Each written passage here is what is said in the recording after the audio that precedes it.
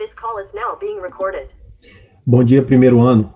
Vamos à nossa aula de filosofia, né? Essa é a terceira semana de aula da terceira unidade, né? Porém, vocês vão ver que no material eu estou registrando ela como o quarto evento. Por que isso? Porque nós tivemos na primeira semana de aula, nós tivemos dois eventos, né? Tivemos o evento de quarta e o evento do sábado, que era letivo de humanas. Aí tivemos a segunda semana o terceiro evento e agora na terceira semana nós temos o quarto evento de filosofia, tá certo? O que seria a quarta aula.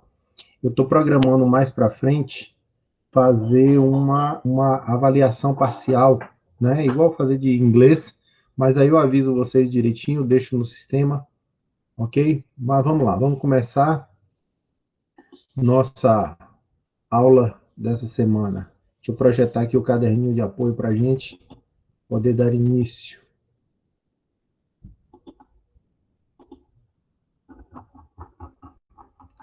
Vai chegar aí para vocês, chegou. Então, a trilha 6, ela começa com o tema dúvida, caminho para a certeza.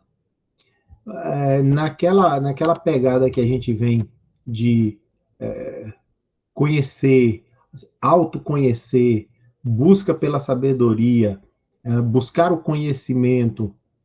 Nessa caminhada, nesse trajeto, a gente passa pela dúvida, né? Esse filósofo que nós vamos ver hoje, ele contava, ó, parece que eu estou falando de uma pessoa que eu conheci. Ele pontuava que duvidar era importante. Duvidar era o princípio das coisas, né? E quando você duvida, você normalmente tem o interesse de buscar qual é o certo, né? Se eu tenho uma dúvida a respeito de uma determinada situação, eu quero saber qual a realidade, o que é correto ali, e isso me faz buscar conhecimento, buscar conhecer qual é o certo. Acho que eu já falei isso aqui, tem uma propaganda do Futura, que eles passam assim, uma série de eventos da raça humana, e no final eles dizem assim, não são as respostas que movem o mundo, e sim as perguntas. Então, perguntar é importante, duvidar é importante, né? O não acreditar de primeiro, nas coisas, isso enriquece a pessoa, isso faz com que ela tenha a capacidade de pensar sozinha. Tá? A escola é um lugar para isso. A escola é um lugar para que você aprenda a pensar sozinho. Eu não estou aqui para dizer para vocês que o correto é esse ou o correto é aquele. Eu posso dizer para vocês no que é que eu acredito. O que não significa que tenha que ser a verdade de vocês. Aí cada um vai de acordo com o que ouviu de mim, o que ouviu do vizinho, o que ouviu do pai, o que ouviu da mãe, o que ouviu das pessoas que o cercam, formar o seu próprio entendimento e, a partir daí, sim, ter uma opinião própria e pensar a respeito das coisas. Então, vamos lá para o nosso ponto de encontro, né? Prontos para mais uma caminhada? Vamos iniciar mais uma jornada. Com passos curtos, mas ritmados. Chegaremos tão longe que, no final, até você irá se surpreender. O mais importante agora é que não se deixe desmotivar e não procrastinar as atividades. O que é procrastinar? Procrastinar é. Eu vou dar um exemplo para ficar mais fácil. Procrastinar é fazer o que alguns de vocês fazem, que chega na quarta semana e ainda não fez a tarefa da primeira, mesmo tendo tido tempo para isso. Deu para entender? Trocando em miúdos, no popular, procrastinar nada mais é do que enrolar. Você tem a possibilidade de fazer as coisas no tempo correto, mas você enrola. Então vai ficando sempre atrasado. É sempre deixando para depois.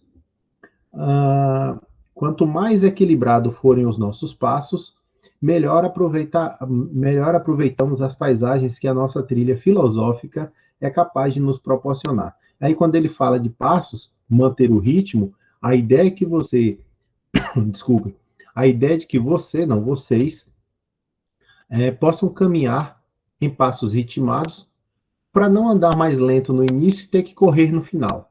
Imagine uma caminhada de 2 quilômetros, você começa um ser humano normal anda 6 quilômetros por hora.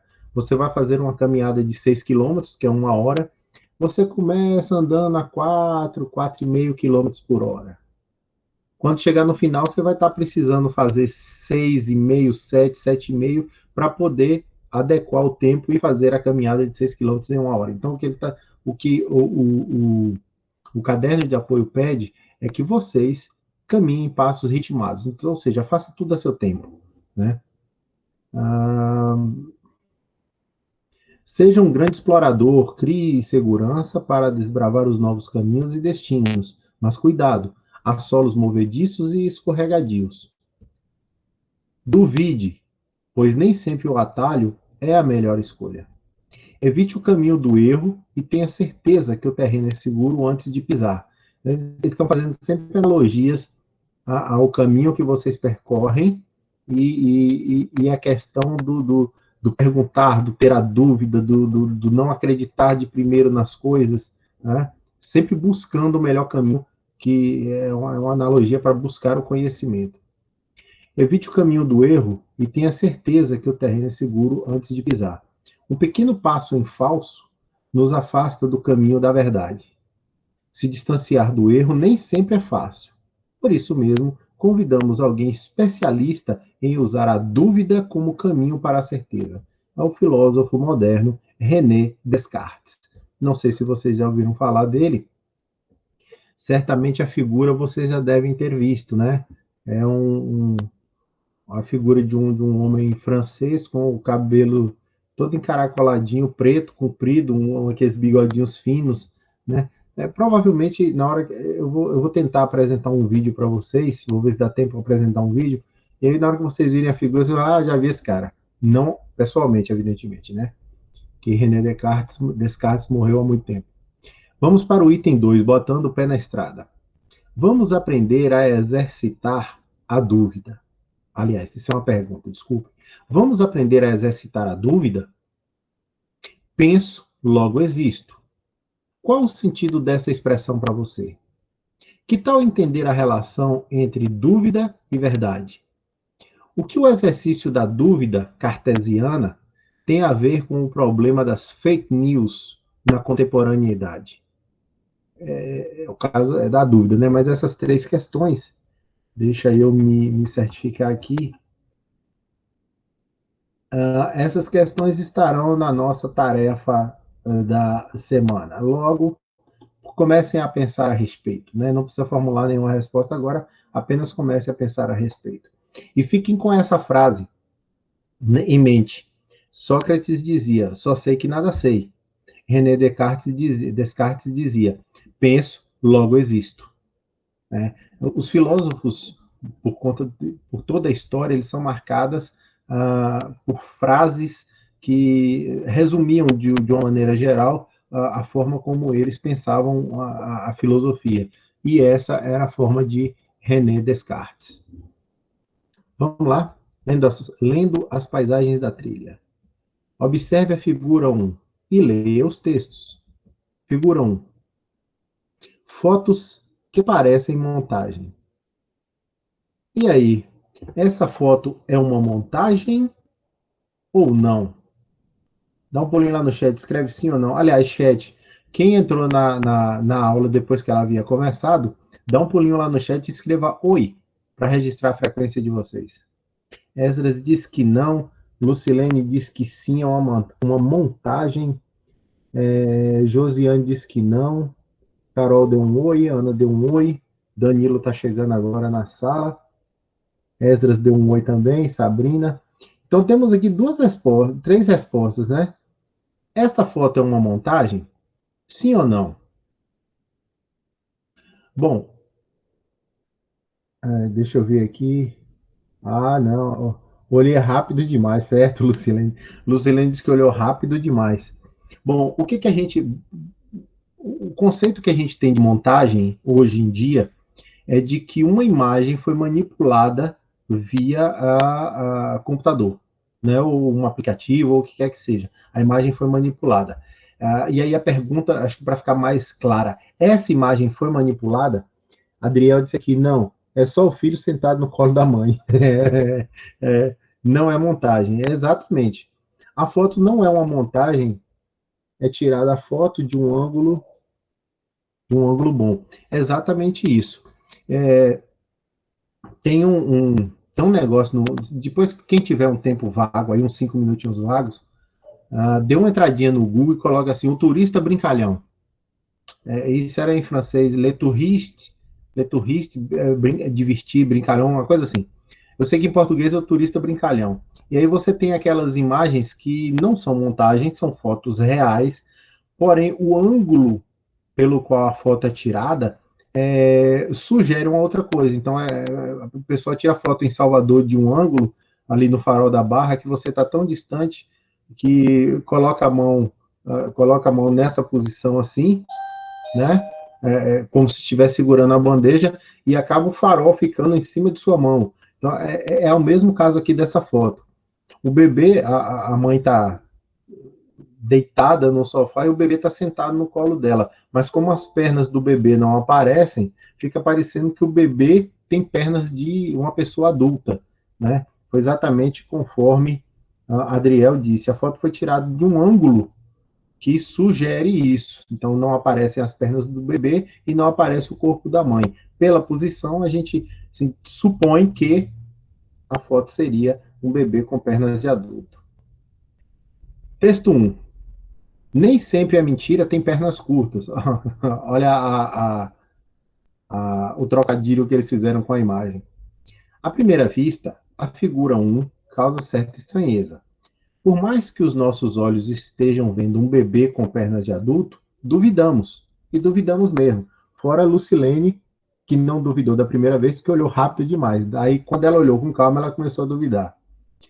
Dessa dúvida surgem duas possibilidades. Ou a imagem passou por uma boa edição ou montagem, foi aquilo que eu disse, né, uma manipulação, ou, como dizem, nem tudo o que parece ser é. Por vezes, até mesmo os nossos sentidos nos enganam. A gente olha, acha que é uma coisa e é outra. Nesse caso, não se trata de uma montagem, mas de uma fotografia real que cria a ilusão de um bebê crescidinho demais. A verdade é que as pernas que aparecem na imagem não são do bebê. Eu fui olhar uma outra coisa aqui, quase me perdi. Não são do bebê, mas de uma outra pessoa que não pode ser vista completamente, por causa da almofada e da perspectiva em que a foto foi tirada. Mas o que tudo isso tem a ver com a filosofia de Descartes e com a dúvida? Como método para se convencer a verdade, para se conhecer a verdade. Descartes foi um filósofo moderno que elegeu a dúvida como um método filosófico e a exerceu ao extremo. Ele começou duvidando do conhecimento propiciado pela cultura, pelos sentidos, pelas ideias, até chegar ao ponto de duvidar da própria existência. Hoje em dia diriam que Descartes deu uma viajada. Ele começou a duvidar do conhecimento que era promovido pela cultura, depois ele duvidou do conhecimento que tínhamos, que era propiciado pelos nossos sentidos, pelas ideias que conhecíamos, eu não vivi naquele tempo, que as pessoas daquela época conheciam, até chegar ao ponto dele, Descartes, duvidar da própria existência dele. Daí surge a ideia do penso, logo existo. Mas mais para frente a gente vai ver isso.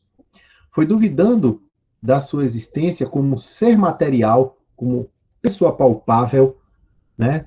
E como ser pensante, que Descartes encontrou a primeira verdade indubitável. Ou seja, verdade indubitável é aquela que não se pode duvidar. Não existe dúvida a respeito dela. Não cabe dúvida a respeito dela. Então, questionando a própria existência e a própria existência dele como ser material e como ser pensante, foi que ele chegou na primeira verdade absoluta, a primeira verdade que não se deve duvidar. Aquilo que havia resistido ao exercício de duvidar. Então, assim, ele ia duvidando, quando ele chegou num ponto que ele encontrou uma coisa que resistiu à dúvida, tá? Que ia criando a dúvida e essa coisa ia respondendo a dúvida, aí ele percebeu que aquela verdade era indubitável, que não se deveria duvidar dela. Por quê? Porque toda vez que se duvidava dela, ela respondia em absoluto à dúvida e provava que ela existia.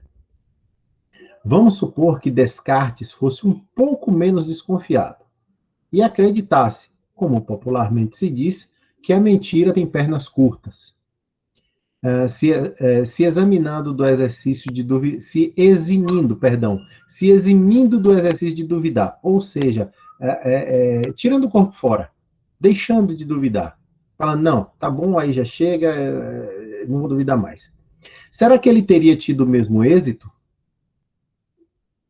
Agora, vamos supor que uma segunda foto, produzindo a mesma ilusão, tenha sido tirada.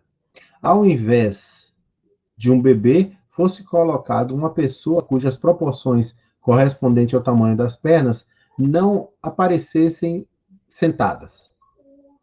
Considerando que a foto não causaria estranheza, muito provavelmente não duvidaríamos da imagem. Isso porque não costumamos duvidar dos nossos próprios sentidos. Confiamos cegamente no que sentimos, ouvimos e vemos. Mas o fato é que nem sempre a mentira e a ilusão têm a ver com o tamanho das pernas. Sendo as pernas curtas ou compridas, parece que o melhor exercício para reconhecer o erro é, a princípio, duvidar. O que ele quis dizer é o seguinte: a foto nos chamou a atenção porque era um bebê. Mas e se fosse uma outra pessoa adulta? Numa posição, num ângulo, no qual as pernas da pessoa sentada não aparecessem e aparecessem as pernas da pessoa que está deitada. Provavelmente, por conta das proporções, a gente não duvidaria tanto e confiaríamos no nosso sentido, que é a visão. Né? E ele diz que dificilmente a gente duvida dos nossos sentidos, confiamos neles cegamente. Mas, a princípio, o que Descartes sugeria é de que você duvidasse de tudo. Texto 2. Aprendendo a duvidar. Desculpem. Vocês podem ir colocando, eu vou começar a leitura, vocês podem ir colocando. Coloca só assim um eu, para eu saber. Quem agora que está participando dessa aula é uma pessoa que duvida das coisas, que normalmente não acredita nas coisas no primeiro momento. Fica assim, será? Sei não. Quem é desse tipo? Vai colocando aí que eu vou dando uma olhada. Já apareceram dois ali, Adriel e Sabrina. Mirella também. Bom, vamos lá. Texto 2. Podem ir colocando, eu vou dando uma olhada aqui de relance, né? Olha, temos muitos seguidores de Descartes aqui, né? Todo mundo está colocando um euzinho ali. Texto 2. Aprendendo a duvidar. A dúvida metódica não é qualquer dúvida. A dúvida metódica é aquela que segue um método. Tornou-se uma referência importantíssima e um clássico da filosofia moderna. Trata-se de um exercício da dúvida em relação a tudo o que ele, Descartes, conhecia ou pensava até então ser verdadeiro. A dúvida metódica é aquele esquema de você duvidar das coisas que existem, que estão ali à sua frente, e duvidar delas de forma repetida, né? Duvidar até o momento em que você consegue identificar se aquilo é verdadeiro ou não. Tal exercício foi conduzido pelo filósofo de duas maneiras. Metódica, porque a dúvida vai se ampliando passo a passo, de modo ordenado e lógico. E radical, porque a dúvida vai atingindo tudo e chega a um ponto extremo em que não é possível ter certeza de nada, nem mesmo de que o mundo existe. Então, assim, a característica da dúvida de ser metódica é aquela de você ir duvidando das coisas passo a passo. Então, você duvida, a resposta vem, você não se dá por satisfeito, duvida da resposta, e aí vai. Né? E aí ele ainda pontua, de modo ordenado e lógico. Né? E quanto a radical, a característica de ser radical é de duvidar de tudo. Duvidar de tudo. Até chegar a um ponto de duvidar, por exemplo, alguém conta alguma coisa que você tem certeza que você não fez, mas são dados tantos detalhes que você começa a pensar, poxa, será que eu fiz e esqueci? Olha a dúvida, olha você duvidando de você, olha você duvidando de uma certeza que você tinha, né? Então, isso é a dúvida, isso é a característica de ser radical. Como um jogo ou uma brincadeira, Descartes tentou duvidar até da própria existência, dele, no caso. Por isso, a dúvida metódica costuma ser chamada também de dúvida hiperbólica, isto é, maior do que o normal ou o esperado, exagerada. Quer dizer, é aquela dúvida ao extremo. Note que é um exercício bastante difícil, pois não é nada natural duvidar de tanta coisa. Esse texto é de Gilberto Cotrim e Mirna Fernandes, Fundamentos da Filosofia Saraiva. Se eu não estou enganado, esse é o livro de filosofia do primeiro ano, aliás, do ensino médio, né? Porque é um livro só para as 3 turmas. Vamos ao texto 3. Das 22 pessoas, tirando 3, dos 19 alunos que estão na sala, 5 disseram que duvidam das coisas. Os outros ou não estão assistindo a aula, deixaram o celular ligadinho ali, né, para marcar presença, ou são pessoas crédulas, acreditam em tudo aquilo que lhes é dito. Texto 3. Por que Descartes duvidou de tudo e qual a importância da dúvida para a produção do conhecimento? O Wesley apareceu dizendo que ele também duvida. Bom, então assim, agora nós vamos descobrir a razão pela qual Descartes duvidou de tudo e que importância isso tem que importância tem duvidar para produzir conhecimento. Bom, pensando de maneira bem simplista, duvidar nos leva a questionar, nos leva a perguntar. E a pergunta nos leva a obter respostas. Respostas estas que podem ser usadas para compor ou para ir sedimentando o conhecimento, o nosso conhecimento.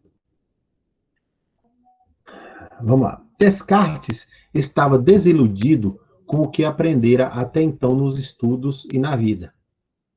Depois de perceber que havia muito engano, estudou muito e percebeu enganos naquilo que ele havia aprendido.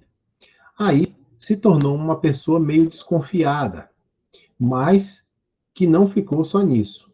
Ele resolveu construir algo diferente, uma nova ciência que garantisse um conhecimento sólido e verdadeiro. Para cumprir, para cumprir tal propósito, no entanto, percebeu que era necessário destruir primeiro todas as suas antigas ideias que fossem duvidosas.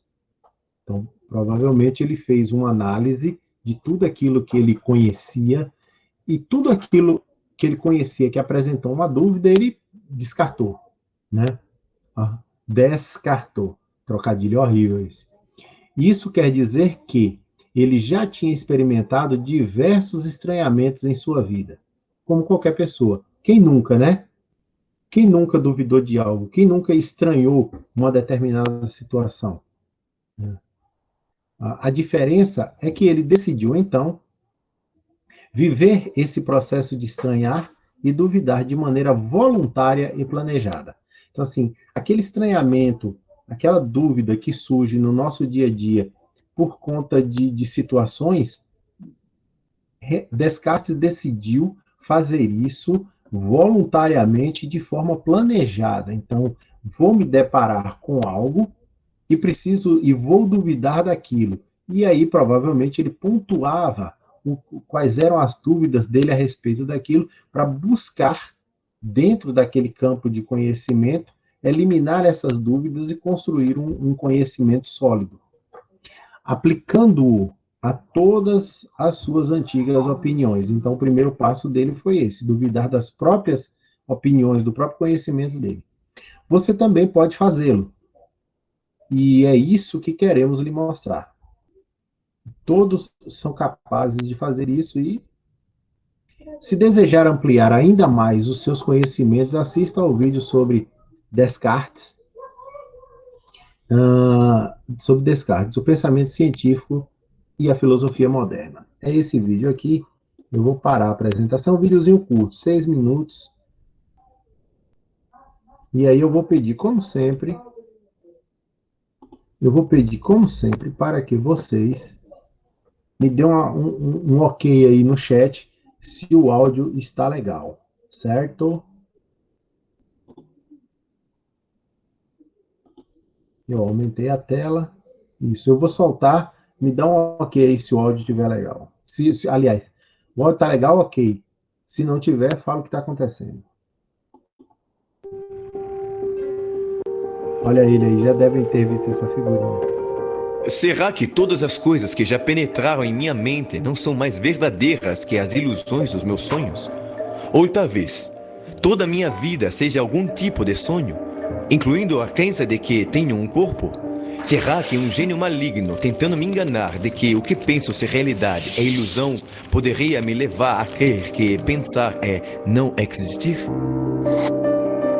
Nas primeiras décadas do século XVII, essas e centenas de outras perguntas faziam parte do cotidiano e do método investigativo do filósofo francês René Descartes. Penso, logo existo, disse ele.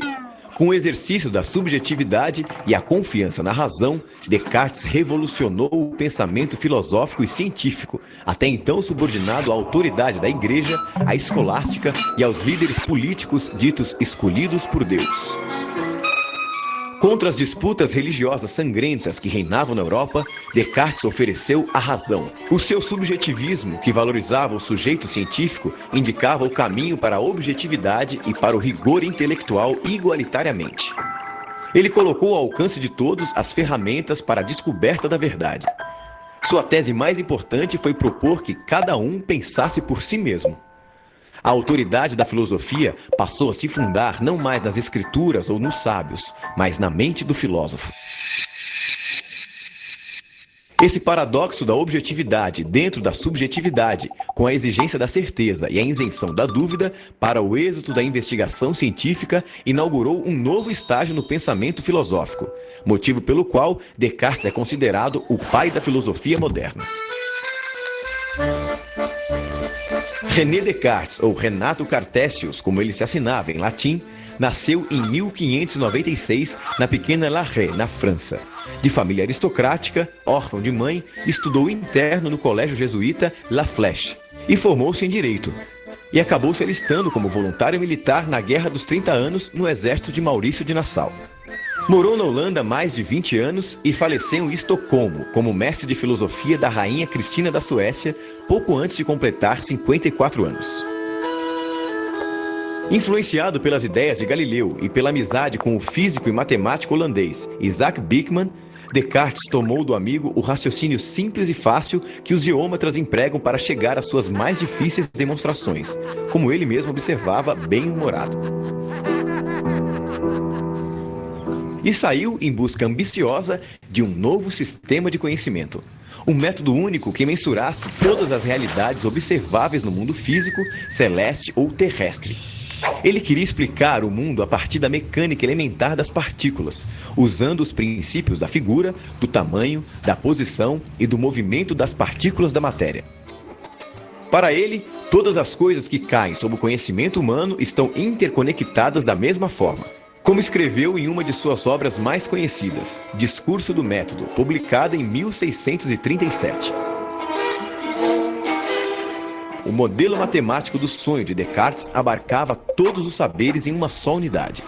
Tanto que ele criou a metáfora de uma árvore do conhecimento, onde o tronco era a física, sustentando todas as ciências com o seu raciocínio analítico. Na busca da premissa da evidência, Descartes propunha o exercício da dúvida metódica, radical, hiperbólica como método até o nível do absurdo, quando a própria dúvida forneceria então a verdade indubitável. O primeiro era nunca aceitar coisa alguma por verdadeira. sem que a conhecesse evidentemente como tal. Quer dizer, evitar cuidadosamente a precipitação e a prevenção, e não aceitar nada nos meus juízos, senão o que se me apresentasse tão clara e distintamente ao meu espírito que eu não tivesse nenhuma ocasião de o colocar em dúvida. Depois de eleger a evidência, Descartes sugeria dividir em partes tantas quantas necessárias para a análise. E então, colocar os conhecimentos em uma certa ordem, dos mais simples aos mais complexos. Era a ordenação. E o último, fazer sempre enumerações completas e revisões gerais para nada omitir.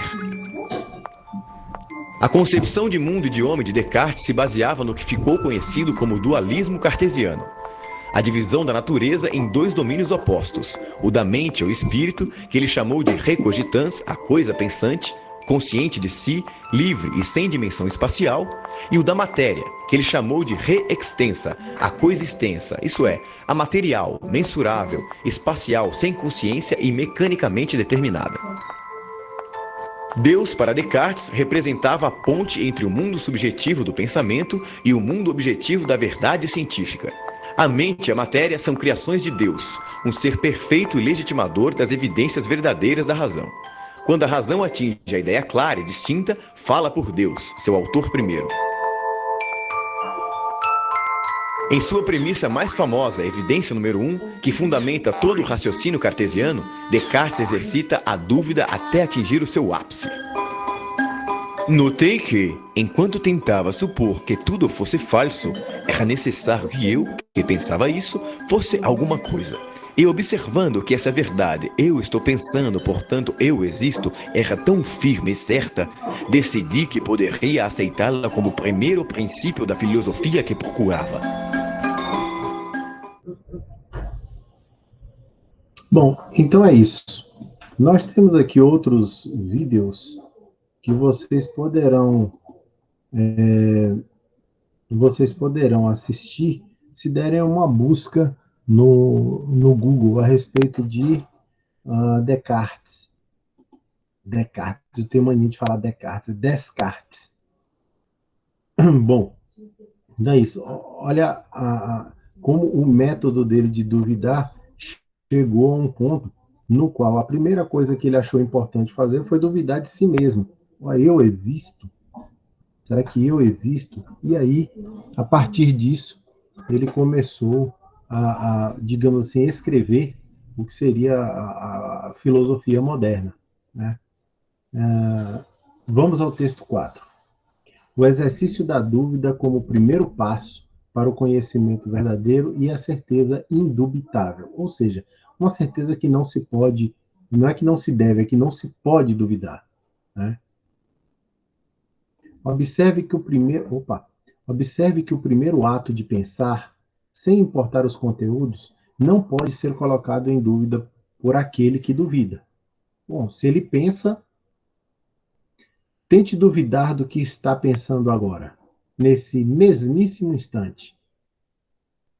Você verá que, enquanto duvida do que está pensando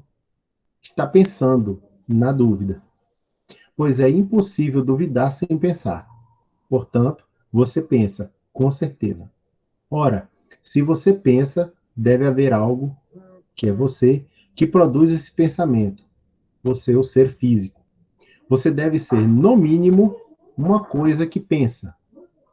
Daí a conclusão de Descartes, uma das maiores célebres frases da história da filosofia, penso, logo existo, que ficou conhecida como cogito, na forma reduzida de cogito ergo sum, a mesma frase em latim. Olha só a sequência. Enquanto você tente duvidar do que você está pensando agora, aí você para. Bom, o que eu estou pensando agora? Estou pensando que o mundo poderia ter um outro formato, ao invés de redondo. Beleza. Eu estou duvidando que a Terra é redonda? Estou. Bom, enquanto eu duvido que a Terra é redonda, eu estou pensando, né? Eu estou duvidando, estou pensando, será que ela é redonda mesmo? Então, eu estou pensando. Como ele diz aqui no texto, é difícil duvidar sem pensar. Ponto. Portanto, você pensa, no caso, portanto, eu estou pensando em duvidar que a Terra seja redonda. Ora, se eu estou pensando, eu sou um ser que produz pensamento. E se eu produzo pensamento, eu existo. Existo eu, enquanto ser físico, e minha mente, que duvida das coisas. E aí caímos na frase dele: penso, logo existo. Né? É, é, é, sim, se a gente não tomar um pouco de cuidado na leitura, isso fica um pouco difícil de entender, né? Fica um pouco assim estranho, mas não tem nada de estranho, né? A primeira coisa que eu preciso entender é o seguinte: eu duvido das coisas, duvido. Para eu duvidar, o que eu preciso fazer?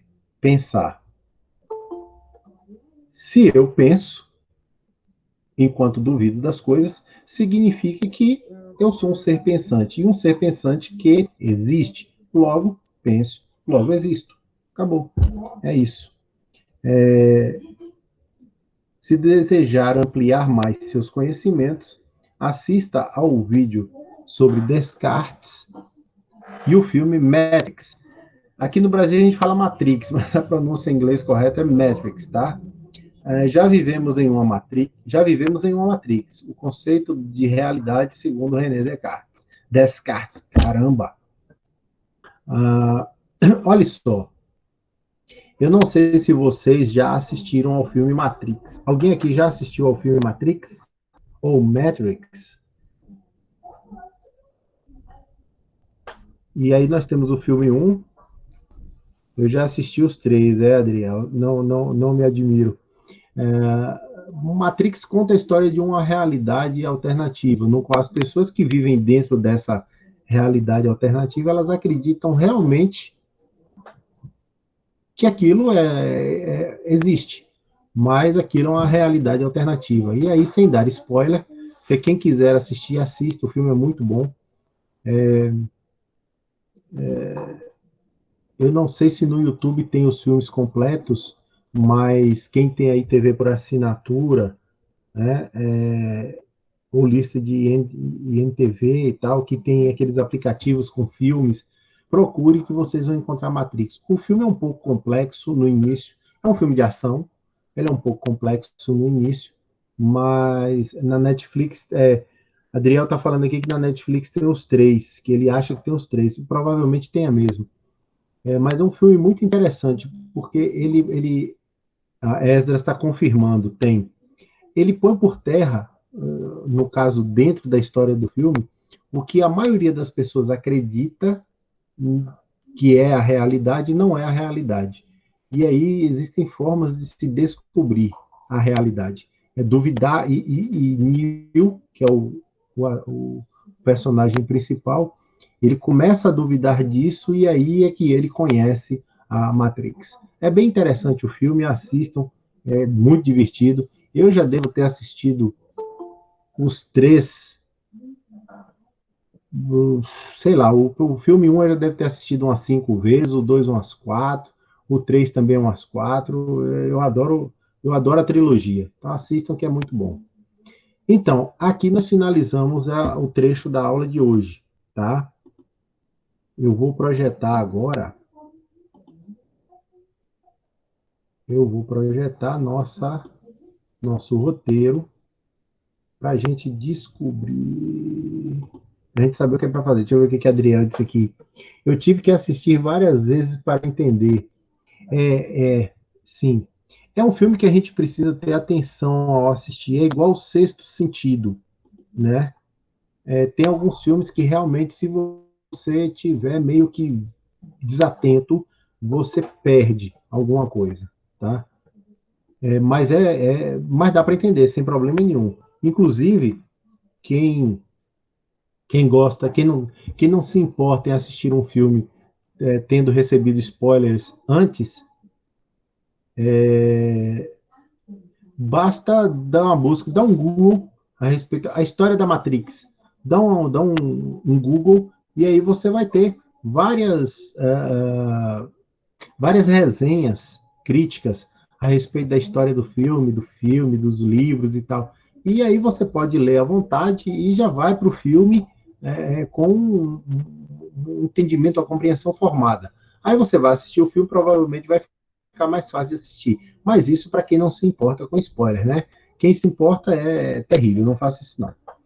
Vamos lá ao roteiro. Pessoal, quem entrou agora, quem entrou na sala nos últimos 15, 20 minutos, coloca um oi lá no chat para registrar a presença de vocês, né? Quem ainda não colocou o oi, coloca lá para registrar a presença, tá?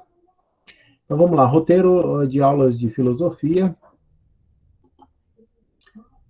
Aí, como eu disse a vocês, eu estou registrando semana 4, porque eu estou contando que é evento 4, né, na verdade. Eu estou contando como semana 4, porque eu estou contando que lá na primeira semana nós tivemos 2 eventos, logo, semana 1, semana 2. A data está errada, eu vou trocar, tá bom? A data é agora de 5 a 10/7, o primeiro ano. Nós vimos o ponto de encontro, leitura e discussão. Lemos o Botando o Pé na Estrada e fizemos ali, dentro do Lendo as Paisagens da Trilha, nós lemos a figura 1, o texto 1, Nem Sempre a Mentira Tem Pernas Curtas, o texto 2, Aprendendo a Duvidar, o texto 3, Por que Descartes duvidou de tudo e qual é a importância da dúvida para a produção do conhecimento, e, por fim, o texto 4, o exercício da dúvida como primeiro passo para o conhecimento verdadeiro e a certeza indubitável. Lembrando a todos que indubitável é não poder duvidar, é algo que não se deve duvidar. A data de entrega aqui também está equivocada, porque hoje é dia 7, né? Então a data de entrega será dia 14. Eu vou alterar isso também, antes de colocar lá no Classroom. E aí nós temos aqui, com base nos textos lidos até agora na trilha 6, responda às questões dadas. Que questões são essas? É um pequeno questionário. Conserta, tem muita coisa errada, engraçado. Deus me livre. Tarefa 1, penso, logo existo. Baseado na ideia de Descartes, de que penso, logo existo, responda as questões abaixo. Qual o sentido dessa expressão para você? Que tal entender a relação entre dúvida e verdade? E aí, que tal entender a relação entre dúvida e verdade? É você pensar qual a necessidade de eu duvidar para chegar à verdade. Basicamente é isso. 3. O que o exercício da dúvida cartesiana tem a ver com o problema das fake news na contemporaneidade? Bom, basicamente, fake news, todo mundo sabe, notícia falsa, né? E a gente deve duvidar de todas as notícias. A dúvida cartesiana é aquela dúvida metódica, né? O que Descartes elegeu como método filosófico? E a gente falou nisso durante a trilha toda, a metade da trilha toda. De acordo com o texto 2, a dúvida metódica tornou-se uma referência para a filosofia contemporânea, clássica, moderna ou medieval. E por fim, o número 6, a letra C. Por fim, o número 6, com a sua desconfiança, Descartes resolveu construir uma nova ciência que garantisse o quê? Bom, a tarefa da semana é essa, responder essas 6 questõezinhas e tarefa da semana cumprida. Eu vou interromper a gravação para a aula não ficar muito longa, viu? Até a próxima semana.